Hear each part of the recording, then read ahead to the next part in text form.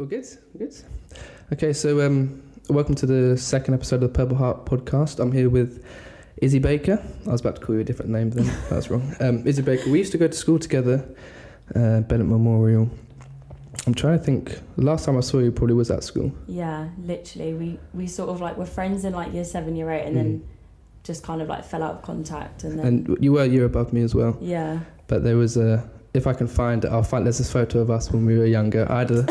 I had a big afro like this, and I must have been like year 8 or something, but we'll try and find that. But yeah, do you want to just introduce yourself and explain why you're here, really? Yeah, so my name's Izzie. Obviously, I know Nathan through school. We went to school together, and obviously with Elisa as well. I didn't know him personally, but obviously saw all the posts on social media of everyone and how affected everyone's been from his passing, and it sort of struck a chord with me because I've had my own experiences with mental health, and particularly men in my family experiencing mental health. And it's just something that needs to be spoken about more. It needs to be raised more awareness for, and I think there's often a lot of focus on women's mental health, but men, it actually affects men more. I think men are 3 more times likely to die from suicide than women. And there's such a stigma around male mental health and feeling like, you know, you have to man up and men can't talk about their feelings, which is just obviously not the case. And I think men are so much more affected by it because there is that stigma around it. So yeah, I just wanted to sort of come on and talk about my experiences and ways to sort of notice if your friends are struggling and how you can cope if you're struggling with your own mental health. Just to kind of like normalise it, and the more we talk about it, the more other people have the freedom to kind of talk about it themselves. If we can get that conversation going. Just to add to that, just for my first podcast, I got a few messages saying that people have been open up to their family, open up to their friends, kind of just saying like, if you need anything, I'm here, and just they feel a bit more comfortable. And that's kind of the only, goal of this whole podcast, is to just get people to start doing that. Yeah. Exactly. So I don't know, these days it's quite rare to not know someone who's either struggling or been through something, or know someone who has a friend that's committed suicide. I was just asking, also wanted to know like your personal story, or like how you've kind of dealt with these things or experienced these things. Yeah, so I actually had one of my close family members who's male. He was 17 at the time. He tried to take his own life in 2019. So yeah, I've been dealing with that, and he's obviously been dealing with that as well. And I've obviously spoken to him before, and he's happy for me to talk about it. He's comfortable with me sharing his story. So yeah, he tried to take his own life. He had no known mental health conditions before. There was no warning signs, nothing to indicate that he was feeling even down. So yeah, it was a massive shock. And I was at uni at the time. I was living in London, and I'd actually just come home for the weekend randomly. And I just remember that day like it was yesterday. Like my mum came in and told me, and we had to rush to the hospital, and there was only one person allowed in to see him. So I just remember I was in the car park, like in the car by myself, just like screaming down the phone to my boyfriend, like crying, just hysterical. Like I think when something like that happens and it is such a shock, it doesn't feel real. Like I just felt like I was in like a film. Like it didn't feel like real life, and you have all these questions going around in your head, like how did we get here? How did we get to this point? How did I not notice it before? Yeah, like why? You just have so many questions, and you feel this sense of like guilt. Like, could I have done something? Could I have said something to him before he left the house that day? Like, you just have all these thoughts running through your head. But yeah, he's fine now. He's doing so much better. Like, I'm so proud of him. He's come so far from that point. But yeah, that did affect me a lot, I think. I was at uni at the time. And I had to go back to London because I worked in London as well, so I wanted to obviously stay at home with my family and be with them, but I had to go back to work. I didn't really tell anyone at the time. I don't know why. It's cool. One, it's a very personal thing, and also you don't know how people are going to receive it, or maybe look at you differently or treat you differently. So you just think, oh, maybe I'll just keep this to myself for now. Or and also it wasn't obviously my story. It was his personal thing that he went through. So I didn't feel like it was my place to sort of tell anyone. Yeah. But at the same time, you do struggle with it yourself because you have this sense of guilt, and obviously they're a close family member to you, so you just think, what more could I have done? And so from that point on, I just kind of spiraled a bit. And you can always be thinking, like, what if it happens again? What if the next phone call I get could be someone's tried it again? It's so you're in this kind of like state of anxiety, and it kind of, I don't know, it takes away your energy. So did it affect your sleep or anything? Or? Yeah, massively. It actually had a massive impact on my uni work as well, because I wouldn't sleep because I'd be waiting up worried that I was going to get a call from my mum saying something had happened. So then I would be lying awake all night until 4 a.m. Then I'd have uni at 9 every day. So I just wasn't functioning. I'd sleep through my alarm, which meant I wasn't going to uni, which was obviously having an effect on my uni work as well. And this was in my last year. So it was kind of where all my assignments counted towards my grade.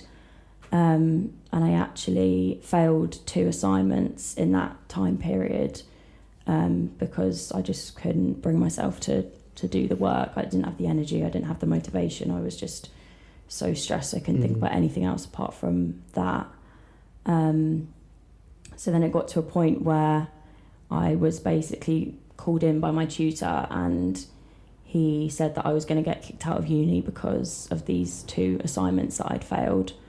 And he just dealt with it in the worst way possible. I've never had someone be so dismissive to me and so just cold. And he basically was just what's going on? Why have you not done these assignments? And it kind of forced me to tell him what was going on when I hadn't even told most of my friends or spoken to anyone really about it.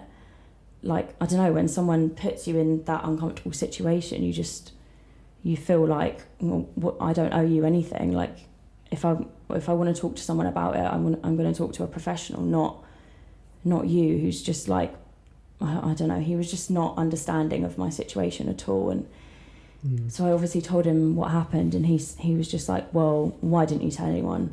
Why have you left it this long? And I was just you can't answer these questions because you're still trying to rationalise or understand what happened in the first place. So. Yeah, and also mental health is such a hard thing to talk about. You can't say that to someone. It's so hard to speak up about it, and so hard to open up to even your friends, let alone a counsellor or a therapist. Exactly. So you can't put the blame on someone else for not speaking about it, because that's a hard thing to do. It's a really hard thing to do because it's quite abstract. It's quite you can't just pull it out and say, oh, this is how I'm feeling. It's a mix of everything. The weather can affect your mood. So it's such a complex problem that you can't just easily dictate it to someone and say, this is how I'm feeling and this is why I didn't do this. Or you can't explain something that easily. Exactly, yeah. And so did you find that there was a long-term effect you had from it, anxiety, depression, anything like that? Yeah, I mean, I did already have anxiety and depression anyway. I was diagnosed with both when I was 17. So, that it wasn't brought on by that. Obviously, that had an effect. But, I did already suffer with mental health anyway. I think I've always had anxiety since I was literally a child. But I think you don't really know anything about mental health when you're a child. I remember when I was probably around the age of 10, I was such an anxious child, and I would struggle doing just basic tasks. My mum would ask me to go and get something from the shop, and I'd physically couldn't. I would cry. It was such a big thing for me. I couldn't do the most simple everyday tasks. And then I think that kind of manifested itself later in my life into anxiety, and I didn't realise that was anxiety. I have had social anxiety since I was probably about 10, but when I was 17, I was diagnosed with depression and was put on antidepressants as well for a year. And right, so in terms of antidepressants, because I always find this is quite a controversial kind of thing, because people think Is it good to go on them? Does it help? Then can you rely on them? It becomes your crutch, and then when you're not with them, you can feel worse and stuff. So how did the antidepressants affect you? I think they did help me for the time that I was taking them, but I was very aware that you can become reliant on them, and I didn't want that to be the case. And I think they helped me for when I needed them, and I'm glad that I went on them, but I'm also glad that I managed to like sort of come off them slowly, and I don't feel like I need them anymore. Right, yeah. Obviously they're not for everyone. Like some people, they say they change their life and they can't like function without them, and that's great if they help you like in that way. But yeah, just for me personally, I didn't want to become reliant on them, so I made sure to kind of like wean myself off them slowly. Right, yeah. But I think it's tricky because I've never been on antidepressants myself, but just the idea of them always makes me kind of second guess or think, are they necessarily a good idea? I can understand if someone has really bad problems and the only way for them to even just function 10% of their normal way to have these antidepressants. I get that, because otherwise how is you going to make any progress?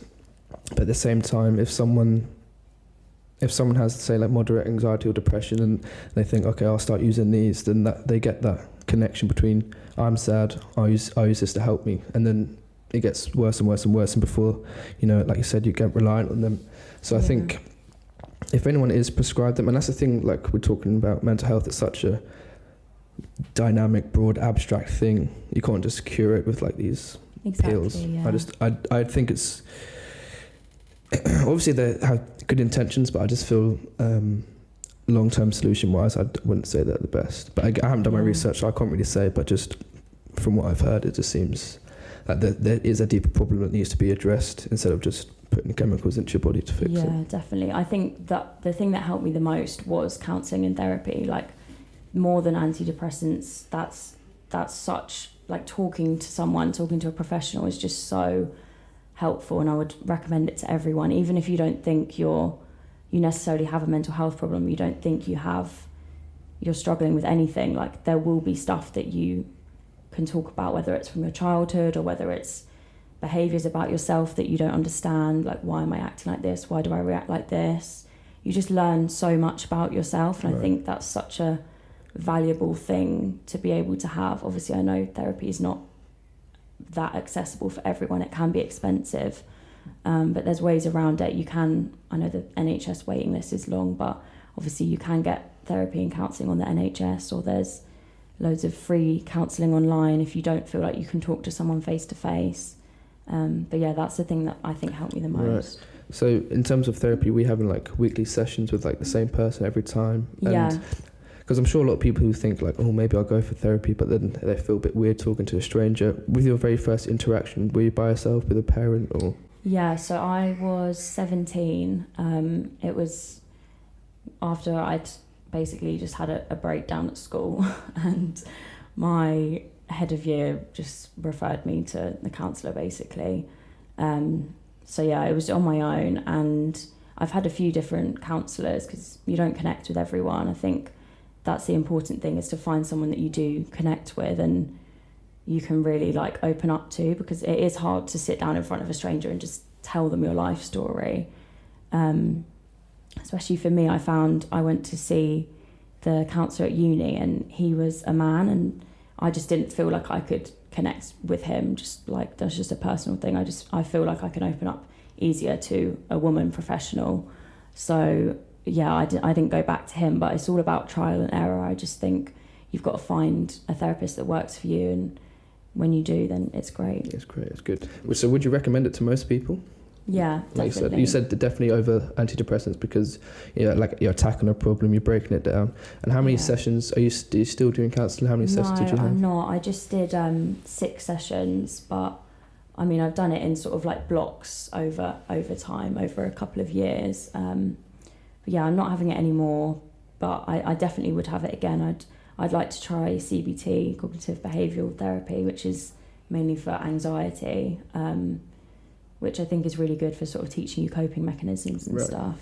But yeah, I don't have it anymore, but I definitely wouldn't say no in the future. I think something everyone should try. Yeah, and if something like big else happened, like therapy is the first place to go. Yeah, definitely. Or if you don't feel like you can talk to a professional face to face, there's loads of helplines you can call, or online counselling. You can do like live chats with people, or Zoom meetings if that's more your thing. So yeah, there's loads of different options. Okay, that's good. So the most recent thing you had, you said you wanted to try CBT, and mainly about your anxiety. Yeah.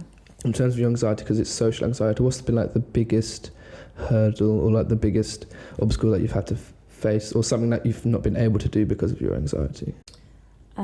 So for me, it was my anxiety sort of manifests itself in social situations. So I don't know why, but a massive thing for me was at uni. I found I really struggled to like physically go into uni and like sit in my lectures and stuff and like socialise with people. That was kind of like when my anxiety was at its worst. For no particular reason really. I think that's the frustrating thing with anxiety, is it's a lot of the time it's very irrational, and it's like there's no reason for it. It's just your brain telling you can't do that thing, or that person's looking at you, or why'd you say that was stupid. Like it's just a constant thing in your head, and it's tiring. But I think the way that I deal with it is I force myself to do things that my anxiety tells me I can't. So with uni, like I would just force myself to go in anyway. To sort of like break through. Yeah, I'd hate it for the first 10 minutes and then I'd be fine for the rest of the day. And I knew that would be the case every time. But it's just getting past that first hurdle, and your brain will tell you, like, don't go, just stay at home.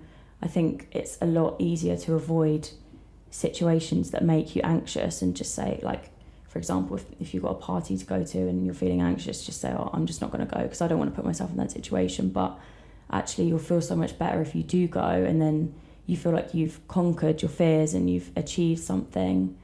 So yeah, that's sort of how I deal with it, is I force myself to do things I don't want to do, but also recognise when I really can't do something. I think you need to find a balance between pushing yourself but not pushing yourself too far. You know, sometimes you do just have to say, okay, like today's a bad day, I'm not going to do that thing, but maybe I'll be able to do it tomorrow. Okay, yeah, so don't push yourself too far. I think a lot of these things, especially when we're dealing with the mind and how it all works, I think it's the term cycle, like, is really important. So say you don't go to university because you're anxious, and then the next day you're less likely to go because you're kind of built in that you're conditioned yourself to be attached to university with anxiety. Yeah. So then you kind of, it's really hard to break the mold because every day it gets bigger and bigger. Yeah, exactly. And that can be also, with a good thing, like you said, you'll push yourself to go through. So like the first day you do it, you say, okay, I was nervous, but I went and I did it the second day. Well, I did it yesterday, I can do it. Oh, I've done it for a week now, I've done it for a month. So it's just the kind of building those good habit cycles instead of the negative ones, which I think is just a really good thing that you've done, and most other people should try as well. So you said you were in university when your anxiety was the highest, and you were in university during lockdown and COVID? Yeah. So how was that? How did that affect your mental health as well?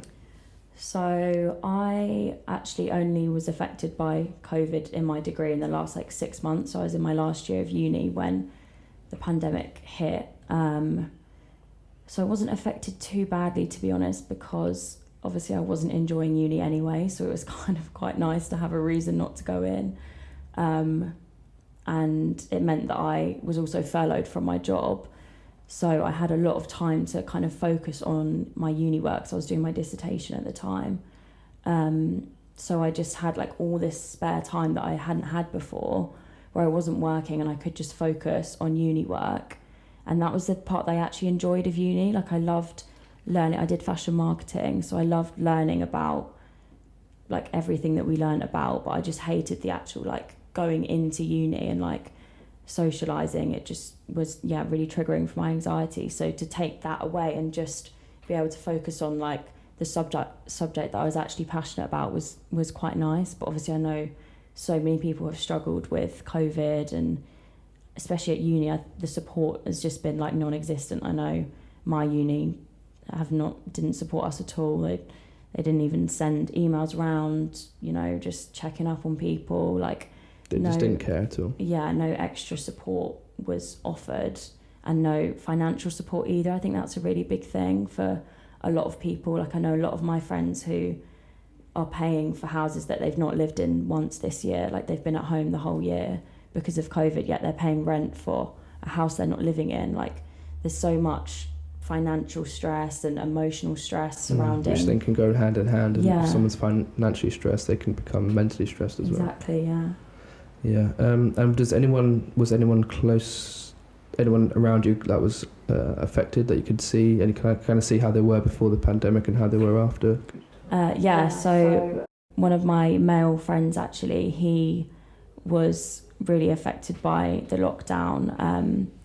He was like the most social person before it started, and then I think through being inside for so many months and sort of not socialising with anyone apart from the few people that you live with really took a toll on him, and he sort of developed social anxiety over lockdown, which he'd never experienced before. So it's been quite hard for him to deal with, because he's now having to put himself in all these new situations that he used to be fine with, which he really struggles with now.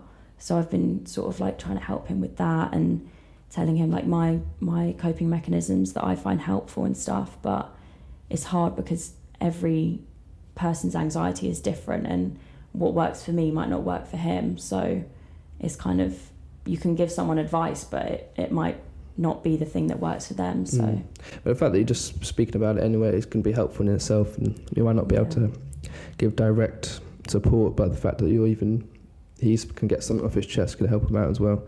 And do you know like telltale signs of when people have anxiety or depression? Is there certain things that you look for and you can tell, like, okay, this person might be struggling, I'll go have a chat with them? Do you know any of those signs? Yeah, I think there's loads of stuff that you can, and it's often small things that will like add up. I think you need to be very observant of your friends, your family, anyone close to you, how they're behaving, because there can be so many little telltale signs of when someone's struggling that they might be trying to like do as like a call for help, but they don't know how to tell you that they're struggling. Like, for example, when my depression was at its worst, I was really like self-destructive, and I would go out and like just get drunk all the time, like blackout drunk. Like, I'd just have no care for like my safety and no concept of like where I was. Like, literally I didn't care. Like, and I think that's a telltale sign of like when someone just sort of like lets go of themselves a bit. And you can see them doing it, like it's not just a one time, you can see that they're consistently, looks like they're not really caring about themselves. And also I think this is something quite common with teenagers. A lot of teenagers or anyone, it doesn't have to be teenagers, but like keep an eye on their surroundings. For example, if you are living with someone and you like their room's always a mess, they're maybe slipping into like unhygienic habits, like not showering as often, just not taking care of themselves and their environment is a massive sort of red flag, because it sort of shows that they are like losing kind of that control. Right, and so like a disorganized space it's like a reflection of kind of the disorganized mind. Yeah, exactly. Right, yeah. So just, that's the thing about just if you're constantly checking in with your friends, and it's easier to notice the discrepancies or like the different behaviours that they're doing, because you're so used to how they normally are. Yeah. So, and like I said in the last podcast, just randomly whenever, just checking on your friends and just a few messages here, a little FaceTime there, and like it will make the difference, because they could be having a bad day that day, and just like you're talking, you're reminiscing about old times, and they smile and they could have like a good day from then on. It's so important to check up on people. Like, that is one little message you could send them could literally change like the course of, you know, whatever, however they're feeling. And I think a lot of people don't know how to approach the subject of mental health. If they know that their friend is struggling with something, it can be quite an awkward subject to bring up, but it's such an important thing to bring up. I think people need to not be afraid of like not knowing what to say, or like, what do I say if they tell me this, or like you just need to listen to them. I think some people, they just want someone to talk to. They don't necessarily need advice. Like most people aren't mental health professionals. They can't give professional advice. They just need to get it out of their head. Yeah. And so you can just sit there and just be like a canvas for them to just word vomit on, and you just listen and maybe ask a few questions, and if someone's all anxious about something, you say, oh, what's wrong? As they start telling you, you'll notice they'll start to relax, and it's because it's not bouncing around in their head anymore. They can, it's they've shared it, so it's less, I guess. So yeah, exactly. That's always a good thing. Yeah. But I said this before, and I'm probably going to say this every podcast, just I don't know, I think it's just a good thing in terms of when you notice you're anxious or depressed, or there's something not right about you, instead of going out drinking or taking drugs, just imagine you are your own friend, and if a friend came up to you and said what you're feeling, how would you deal with them? You wouldn't push them away, you would talk to them and help them. And so just think, you are your own friend. What would you do if a friend came and spoke to you? And just trying to help yourself out as much as you would help someone else. I think that's just 100%. Just one of the main messages I'm trying to just put across, really. It's with anxiety in terms of, do you know how you would classify, or what's the word, define it? Because it's quite a broad thing. Would you say it's nerves, or it's mixed with depression? It normally comes hand in hand. Yeah, I think there's a misconception that anxiety is just someone who worries a lot, and it's not the case. There's a difference between, feeling anxious for a job interview and having chronic anxiety diagnosed. I think people often throw around the terms anxiety and depression, like, oh, my holiday got cancelled, I'm so depressed, and it's such a serious thing, and that kind of takes away the seriousness of it when people just use it as like an adjective to describe something, whereas it's actually like a condition that people die from, and it's a serious thing that needs to be addressed and talked about. So I think it's important to sort of not misuse words. You often hear it, people will say, oh, I've got OCD, everything needs to be clean, but that's not just what OCD is. In that instance, it's just a preference. It's not actually like you have OCD. Yeah, there's so much that goes into like mental health conditions that people don't understand, and they'll just use it as like a describing word when it's not. It's something much more serious. So yeah, I think anxiety for me, obviously it's different for everyone, but I would say it's like having a constant like monologue in your head, like someone just talking to you, telling you can't do that, or you shouldn't go there, or look what they're thinking about me. Yeah. And it starts like building up in your head. And it's like just trying to block that voice out, or not necessarily block it out, but you sort of have to think, okay, like these thoughts are in my head, but they're irrational, I'm gonna be fine. Like you just have to accept that, like, that is how you're feeling, but you can overcome it. So yeah, I think that's just. And you said one of your like coping mechanisms was to just like force yourself to do the thing you're afraid of or anxious about. Do you have any other ways of dealing with anxiety or depression? Yeah, so this won't work for everyone. This is just what works for me. It might sound stupid, but when I used to be really anxious about going to uni, because my uni was like on a road like full of shops, I would like go into like a clothes shop before I went into uni, and that would really like calm me down, because I just like look at the clothes and like sort of put outfits together in my head. Like I'm quite a creative person, so I feel like my brain like works best when it's like being creative. So I just walk around like with my headphones in. I think that would help, like listening to music. If you're out in public, listening to music or a podcast, just something to distract your mind. So that would really help me. So you wouldn't even be thinking about university at this time, you'd just be like in the moment and involved in whatever you're involved in. And then what you'd leave the store and then...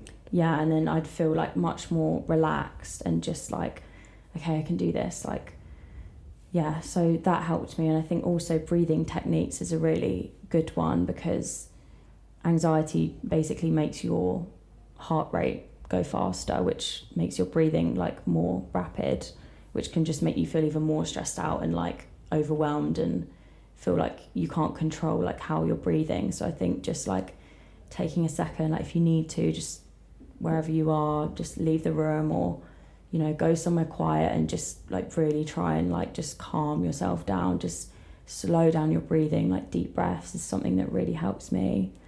Have you like meditated? Have you been on like YouTube and put like meditating music on and stuff? Yeah, sometimes. There's a really good app called Headspace.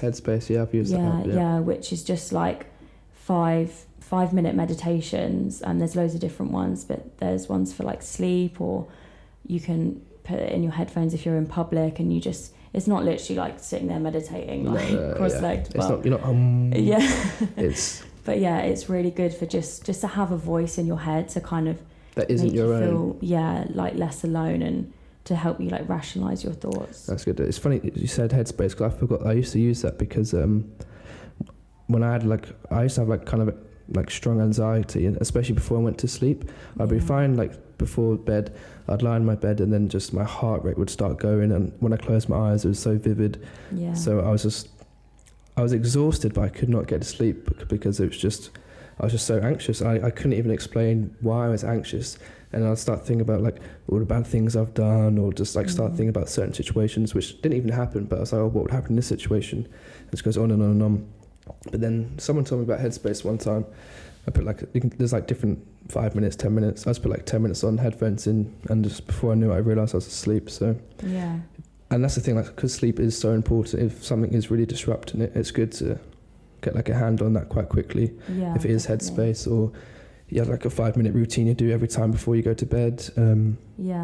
Like routines are really good. Have you felt like before when something bad has happened, you fell out of a routine and you've really noticed yourself change? Or yeah, I think for me, when I did let myself like not take care of myself, and this is like mainly when I was living in London, I was just constantly like busy. Like I would go from uni to work, and then like just constantly like moving around and like on the tube and stuff, and I would never like take a second to just like and that kind of made like I wasn't really looking after myself properly. I didn't have a good diet because I'd just like grab something on the way back from work, like just like a ready meal, and just eat it. Like I didn't have the energy to cook. I didn't have the motivation to like clean my room, so it was always messy, and that like just isn't good for your head, just being in a messy environment. But I just felt like I had no time to even like just stop and like clean my room. Obviously I did have time, but when you're constantly like busy, and it's not the top of your priorities. Yeah. And that's the thing, like that's what's so different with mental health compared to physical health is let's say you break your arm, or you can't, the main problem is you can't use the arm for a while. But if there's something that's affecting your mental condition, like I said, it affects your hygiene, it could affect your cleanliness, and then because of that you're not doing certain things, and because you didn't clear your kitchen, you're not cooking, so you're not eating, because you're not eating, you don't have enough energy. So it's just all these like knock-on effects that you probably wouldn't even think would start becoming other problems, but it does become multifaceted, and you have to keep to stay on top of it. It gets harder and harder. So by just solving one problem like sleeping, then you wake up more energy, and then you can clean, and because you can clean you have space to cook, and because you can cook you can eat. So it's just about getting small little habits in place one day at a time, and just keeping like building kind of get better and better, I guess. Yeah, it is hard to, once you're so out of that routine, it's hard to get back into it. But just by doing small steps, you know, if you say to yourself, okay, today I'm going to clean my room, then tomorrow I'm going to tackle the kitchen, or, you know, it's not just about cleaning, it's about anything in your life that you might have been putting off, or just something that you feel like you don't have time to do that will benefit you. Like make time to do that, because it will make such a difference on your mental health. One way I like to look at just a lot of things in general is, so like you have a goal that you want to achieve, and I imagine it as like, well, because not recently, but I watched what's it called, Game of Thrones. Have you seen that? No, I haven't. Well, there's a part in Game of Thrones where there's like this big ice wall that the frost giants are behind. Sounds amazing. It is actually really good, but it's besides the point completely. So I just imagine like the goal that you want as this big kind of block of ice, and every like decision you make, or like cleaning your room, or just like small little things, are just like a little chip. Like you're just like kind of chipping away at this big ice block, and you might think, oh, I'm not really achieving anything, or I haven't done much today, or you feel like, oh, I'm nowhere closer to my step. But every small thing you do is just like a little chip away at that block. Yeah. And I said this to my brother one time, because you ask him to do something, and because there's like a few different things you have to do, he'll end up not doing any of it because he's kind of overwhelmed. So you can be overwhelmed by this big block, but if you just keep thinking every time I do one little thing, it's just like chipping away, and before you realise, like, you've gone through half of it, you've gone through 3/4 of it, and then you've kind of completed your goal. So that's just one way that I like to look at it, and it's kind of like helped me, and it helps me like explain it to other people as well.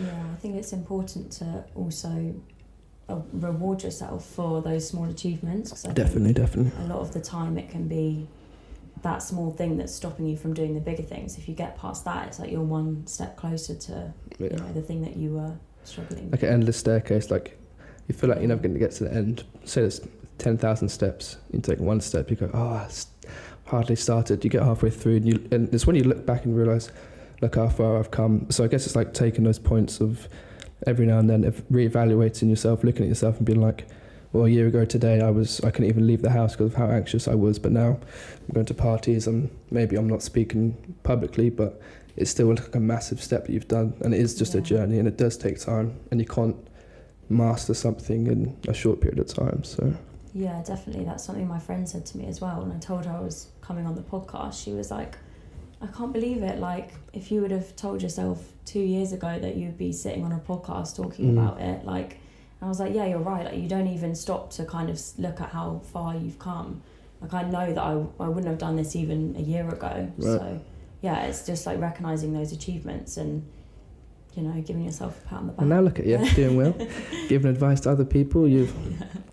So you're an example to yourself, you're an example to the people around you, and it just goes to show that things will get better, things do get better, and it does take time, and it does take effort, and it does take the help of some professionals or your friends or your family, and it's okay to be like, I can't do this right now, I need some help. But I think that's the main thing with males, is we find it hard to be, okay, I don't have the answers, I can't do this is too much for me, because we feel like we need to be the ones with the answers, because if we don't have the answers, who does? So I don't know, I think that's just like a big part, just kind of admitting when you need help.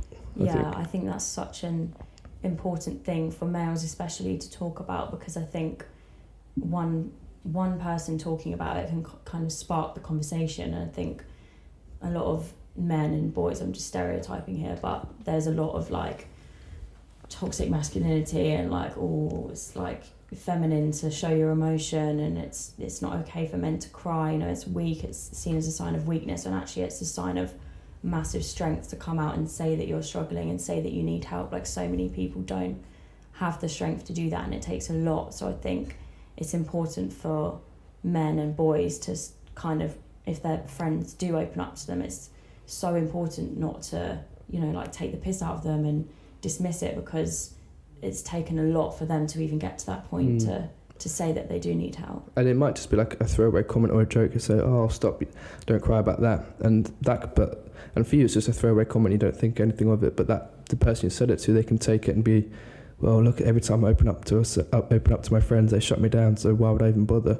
And then that can just build up, and the pressure can build over time before they do something drastic, and because they feel that they can't tell anyone. So it's just kind of, it's being open and judgment free, and just if someone feels that they want to say something, just listen, and it's really good to congratulate them on being strong and courageous, because that little assurance they get from you will go a long way for them. So yeah, I think that's the most important thing, is if someone does come to you and says that they're struggling, is not to be judgmental. You just have to have a completely neutral approach to it. And I think even small things like your facial expression when someone's telling you something, that can really sort of like push people away and say, oh, maybe I shouldn't have said that, or maybe I said too much. And I think that's the most important thing, is to just not be judgmental if someone does open up to you, because that, you know, they need to feel like they're accepted and they can speak out about it and not be sort of shy away from that. Yeah, it's just one day at a time, and it's weird. Well, weird is an understatement, but it's crazy to think that literally every single person I know has either gone through something, is going through something, or knows someone very close to them that is going through something as well. Yeah. So clearly, like, we're not alone, and clearly if you do choose to open up to someone, there's going to be a chance that they've heard something like this before, or they kind of know how to deal with it, or could be going through the same thing themselves, and you two can start to talk about it together. So yeah, definitely. Well, Izzie Baker, thank you very much for coming on. Thanks for having me. Yeah, it was nice. Been a while since I've seen you. Thank you for listening to the Per Part podcast. And this is the main thing. We're just two people. We're not professionals anyway. We're just talking and trying to help other people to kind of talk as well, because that's just the main thing. When people don't speak up, it just becomes too much, and terrible things happen that we all understand. Yeah.